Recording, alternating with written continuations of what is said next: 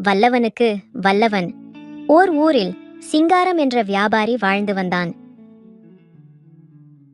அவன் ஊரில் உள்ளவர்களை ஏமாற்றி பிழைத்து வந்தான். ஒரு நாள் சிங்காரம் தனது கிணற்றை ஒரு விவசாயிக்கு விற்றான். விவசாயியும் சிங்காரத்தின் தந்திரம் தெரியாமல் பணம் கொடுத்து சிங்காரத்தின் கிணற்றை வாங்கினார். வாங்கிய விவசாயி அடுத்த நாள் கிணற்றிலிருந்து தண்ணீர் எடுக்க ஆவலுடன் கிணற்றுக்கு வந்தார். அப்போது சிங்காரம் அங்கே நின்று கொண்டிருந்தான். விவசாயி தண்ணீர் எடுக்க முயன்றபோது சிங்காரம் தண்ணீரை எடுக்க விடாமல் தடுத்தான். விவசாயிக்கு கோபம் வந்தது. எனக்கு கிணற்றை விற்றுவிட்டு அதிலிருந்து என்னையே தண்ணீர் எடுக்க விடாமல் செய்கிறாயா என்று சிங்காரத்தை பார்த்து கோபத்துடன் கேட்டார்.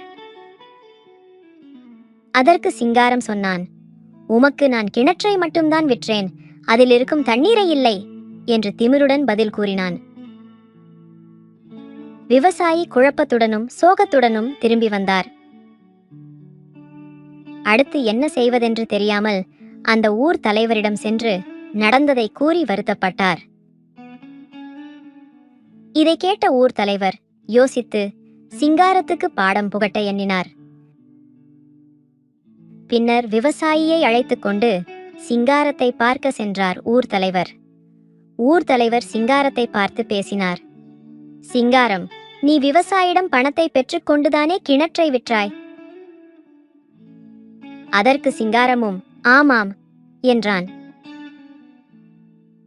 பின்னர் ஊர் தலைவர் சொன்னார், நீ கிணற்றை விற்றுவிட்டபடியால் அது உன்னுடையதல்ல. அதில் உள்ள உனது தண்ணீரை இன்னமும் வைத்திருப்பது தவறு. உனக்கு அந்த கிணற்றில்தான் தண்ணீரை சேமித்து வைக்க வேண்டுமென்றால் விவசாயிக்கு அதற்கான வாடகையை தினமும் கொடுத்துவிடு. இல்லையென்றால் கிணற்றிலிருந்து உனது தண்ணீரை எடுத்துக்கொண்டு உடனே வெளியேறு என்று தீர்ப்பு கூறினார். இதை கேட்ட சிங்காரத்துக்கு முழி பிதுங்கியது. என்ன செய்வதென்று தெரியாமல் தலையை குனிந்து கொண்டே தனது தவற்றுக்கு மன்னிப்பு கோரிவிட்டு விவசாயியை கிணற்றின் முழு பலனையும் அனுபவிக்கச் சொல்லிவிட்டு அங்கிருந்து சென்று விட்டான். நீதி. வல்லவனுக்கு வல்லவன் வையகத்தில் உண்டு.